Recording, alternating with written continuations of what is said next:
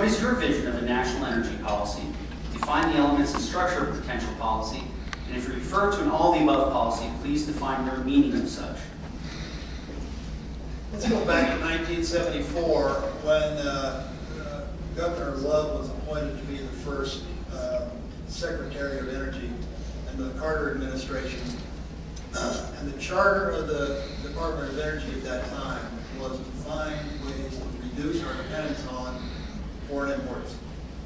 We haven't done a very good job of that in this country. In fact, the whole energy thing has just gone off in all kinds of different directions. You saw me drive around my Volt, proudly getting 97 miles to the gallon. I saw the plug-in stations at the National Renewable Energies Lab yesterday. That's kind of neat. That's a technology of the future. But oil and gas and fossil fuels will remain to be the drivers of this economy. We're going to reduce our energy costs. To say that wind or solar or anything else is ready yet to compete with fossil fuels is just not correct thinking. The issue about bringing monies instead of importing oil and gas from foreign cities, countries, is every time there's a problem over in the Middle East, guess what happens? Price of oil goes up. If we're dependent here in the United States, energy independent, that would be part of my reform here. If you have energy independence, it's a key mandate to take us into the future, so that the United States becomes the net exporter of energy instead of a net importer, especially if most countries don't like us, we'll be far better off. A word about fracking. It's don't forget, fracking is accomplished 1, 2, 3 miles below the surface of the earth, and the water aquifer tables are generally 50, 100 feet below the surface of the earth. There is no contamination problem when you look at it scientifically. Thank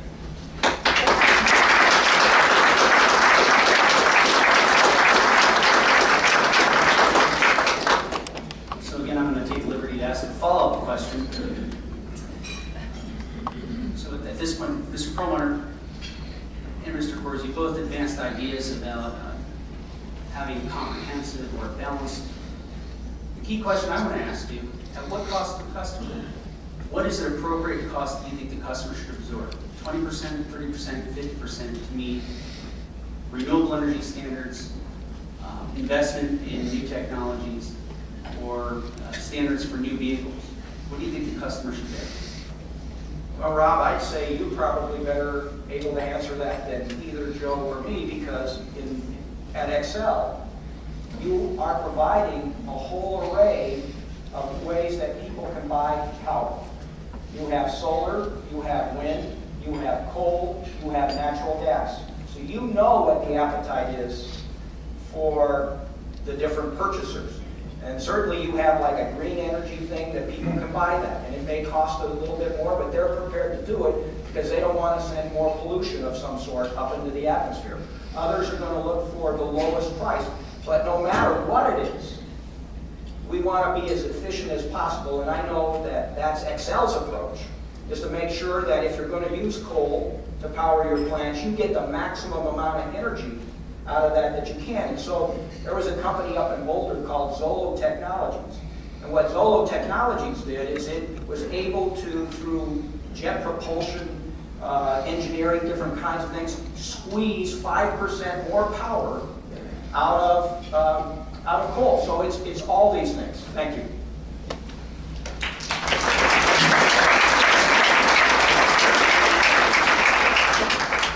Same question. What do you think the appetite of the customer should be? 20%, 10%?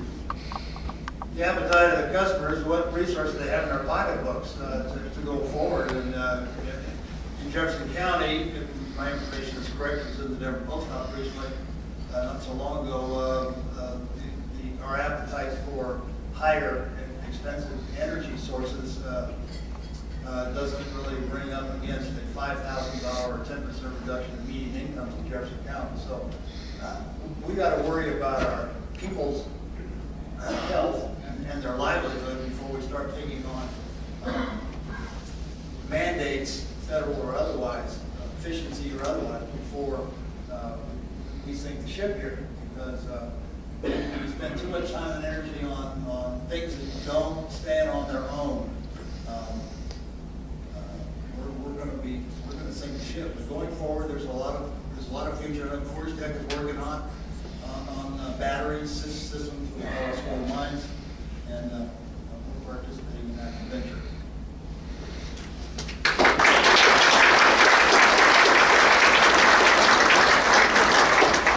Thank you. The last topic is statesmanship. Currently, Congress's approval rating is at its lowest point in history, with a rating of just over 12%, according to a recent AP Gallup poll. Too often over the past 4 years, we've heard the divisiveness between the parties of Congress and the Senate.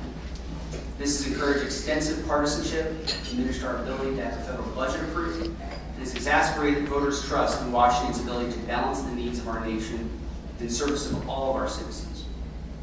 Mr. Perlmutter, what will you do to bridge the gap, the aisle, and encourage the principles of statesmanship to formulate sound legislation that is not polarizing, to benefit the interests of Colorado and the United States and all of its citizens?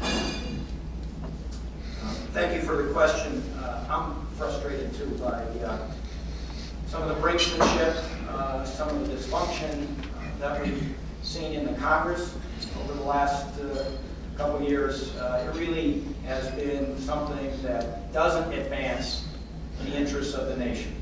It really is about partisan politics. And I really, in my career, whether I was in the state Senate or as a member of Congress, I just want to get things done. I want to advance the interests of our nation. And I know that I'm not going to hit a home run every time, that there has to be some give and take, there has to be some compromise. And, the Denver Post, as I said, named me the most bipartisan member of the Colorado delegation. So I work sponsoring a bill on capital access for small businesses with my colleague, Corey Gardner, and I are working together to get the wind energy production tax credit extended and reinstated, because we know that that's good for Colorado. So this isn't about, do you get credit for it, does somebody else get credit for it? It's about making this a better place, keeping it the great place it is, and making it a better place. So there is a lot of work to be done in terms of statesmanship and the like.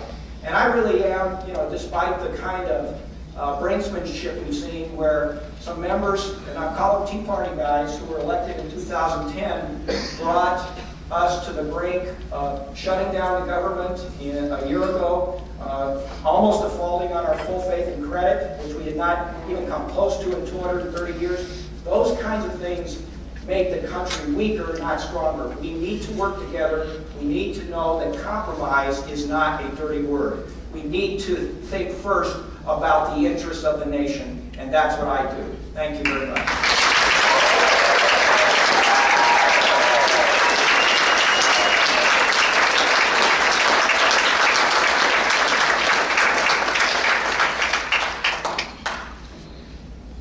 Thank you. Mr. Coors, what will you do to bridge the gap of the aisle to encourage the principles of statesmanship, to formulate sound legislation that is not polarizing, that benefits the interests of Colorado, the United States, and all of its citizens? Well, first, let me make the comment that it is absolutely irresponsible for a senator in the United States to hold up a budget process for 3 years. I imagine in your own businesses, in your own lives, you can't get away with having no budget for 3 years coming. He just will not sit on anything. So bipartisanship isn't working back there. No wonder we have a low rating. But I can tell you that growing up in Coors JEC, and for those of you who have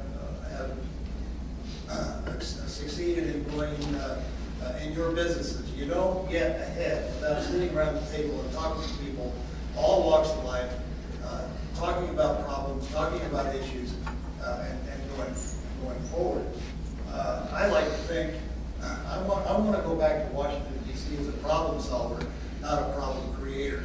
And that's what I bring to the table as a former CEO. I'd like to think that I can sit across the aisle, sit across the table from anybody, and talk about stuff. And maybe finish the day off with a cold Coors beer. But we do have a loggerhead issue back there, but the fact that the Senate won't get off its rear end and start talking back, it's, the compromise there is either their way, it's either Harry Reid's way, or it's the highway, and that's what's at issue here, trying to get anything done with respect to a budget that's responsible.